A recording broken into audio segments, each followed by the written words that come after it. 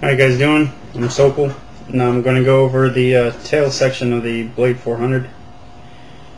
The tail section consists of the case, the slider, tail shaft, the tension pulley, blade, tail blade grips, tail blade hub, blades, and the vertical fin, the hardware.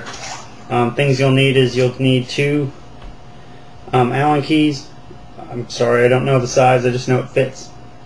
And they need to be the same due to the tail rotor blade grips. And you'll just need a regular, jeweler's Phillips screwdriver. Alright, we'll go over the tail case first. The tail case, one half has the the slider control arm, the tail rotor control arm. I find that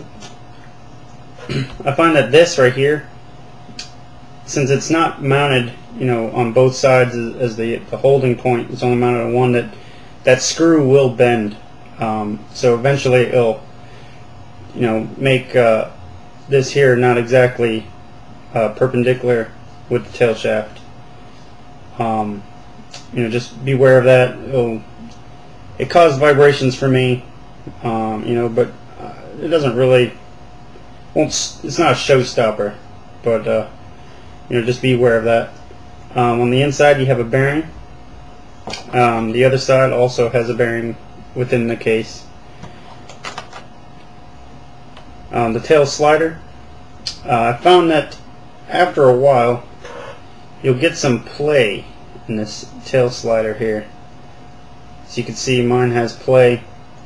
I find that when they're brand new and tight, they're actually really firm. So once you get this play, as long as it's not a crazy amount of play, but a little bit of play is okay. But if you need to replace it, get a new one. It's going to take a little while to wear in and get nice and fluid movements out of it. Tail rotor shaft. The thing to look for is bends. The only real way to check and see if this thing bends is to have it installed and spin up the helicopter and watch it spin, and just notice the tip and see if it oscillates a little bit or it's dead on.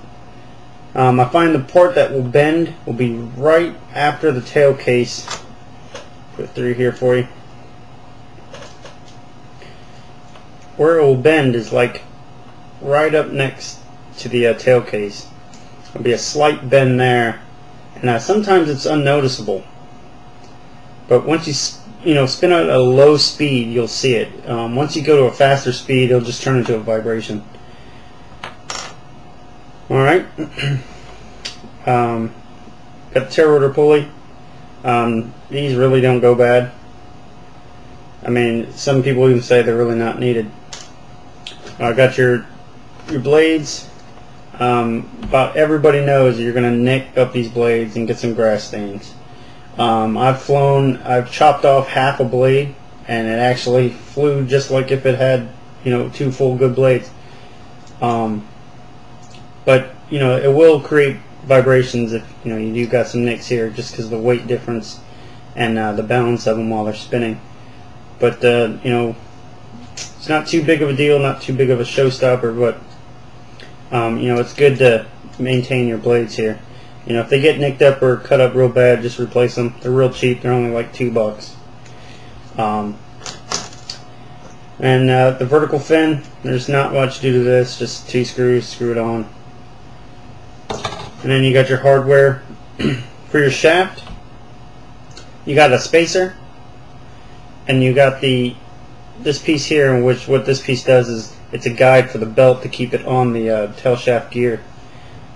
And all the spacer does is it just makes up the space difference to go against this case, and only have it contact the bearing, and it'll not wear out anything else.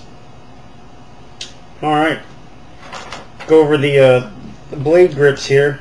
I'll show you a little technique that I did.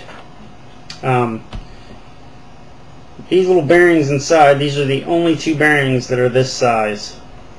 The bearing size looks the same, but it's the hole on the bearing inner race itself. It's just big enough to get this screw through. So when you're going to the hobby store and you're looking for the bearings in here, just look for the one with the smallest inner race hole, and those are it.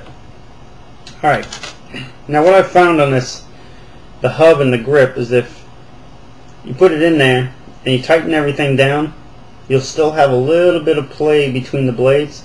I took away some of that play by doing this. I got this washer from my Blade CP. I believe it was the washer that held the Bell Hiller mixers on, but it's a washer that has, the hole is the same size as the screw. See if I can get that in view there. It's the same size as the screw, and it's kind of thick, but what it does is it helps minimize that little sloppy play that it had on the shaft. I'll show you. Just go ahead and put that blade grip on. I already have that washer under the head of the screw, nowhere else. And to tighten these down, this is what I do. I get the other Allen key there, I stick it through the part where the tail shaft will go through. That way I can hold the tail, or the hub, and I can tighten that screw. There you go. Now, if you look, some of that play is now gone.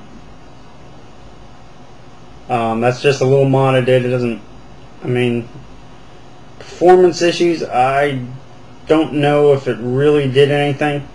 You know, I used the 401 and the 3400, so the only thing I was just worried about was that little play. I just wanted to minimize it and found a way to do it. It may have beneficial features. I really haven't discovered a major benefit from it, but it just helps eliminate that play if you're wondering how to get rid of it. Alright, I'm going to assemble both sides together here.